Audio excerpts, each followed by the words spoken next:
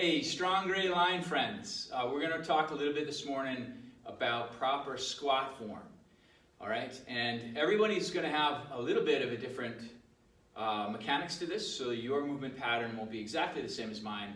And that has to do with a thing called anthropometry, which is the sort of proportions of our limbs and torso and whatnot. So some folks will have longer femurs and or longer tibia, longer torso, whatever. So all of that impacts your squat form, and not everybody's going to be able to even do a full deep squat because of mobility issues in their ankles and hips and so forth, and knees. But I want to show you how we coach it here at Midstrong and how we try to reinforce it with folks continually or consistently until they are able to master this. Okay? So to begin, we always start with our heels and the position of our heels, and as you can see right now, mine are a little inside my hips. Okay? So what I'm going to do now is just widen that out so that my heels are roughly on the outside of my shoulders. So if I had some straight lines that we could draw, you'd hopefully see that from the outside of my shoulders down to the center of my heel is a straight vertical line. And you'll see my toes are slightly angled out, okay? I'll explain both of those, the reason for both of those things in a minute.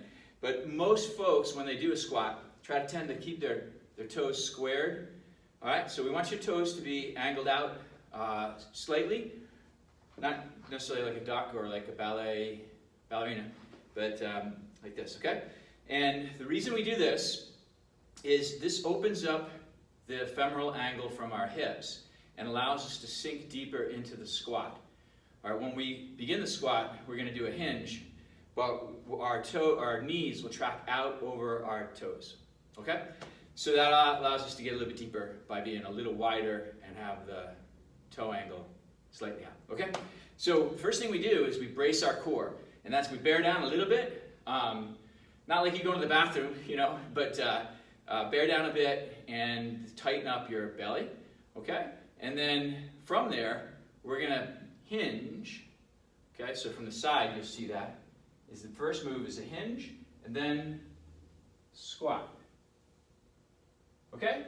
So I'll show you that from the front. We're one also point from the feet. We're gonna evenly balance our weight on our balls of our feet and our toes. Okay, there's actually a little triangle, and I'll show you that in another video. But you want to have your weight balanced evenly on the balls of your feet and your toes, or our heels. Okay. All right. So brace, hinge, squat, and you're trying to get this deep. Okay. You keep your chest relatively up rather than this way. Okay, and then come up. Okay, from the side, what we're doing here, brace, hinge, squat, and you can see it's a little bit of a sit back. My knees don't go too far forward. All right, and then if you feel your heels coming up, that almost always means that your weight is shifting forward and you're out kind of over your toes and your knees are extending past your toes. Okay, so let's try it again. Heels a little wider than shoulder width. They're on the outside of my shoulders. Toe angle, brace, hinge, squat. Come on, okay? At the bottom, you'll see that we are attempting to get the crease of our hip at least even or below the top of our knee, okay? And your back stays flat. Try to avoid rounding back. So that's a lot to think about. What I'd like you all to do is take a video of your squat form from the front and another one from the side, and then send that to me through email. Unfortunately, we can't get that uploaded to the app. All right, thanks.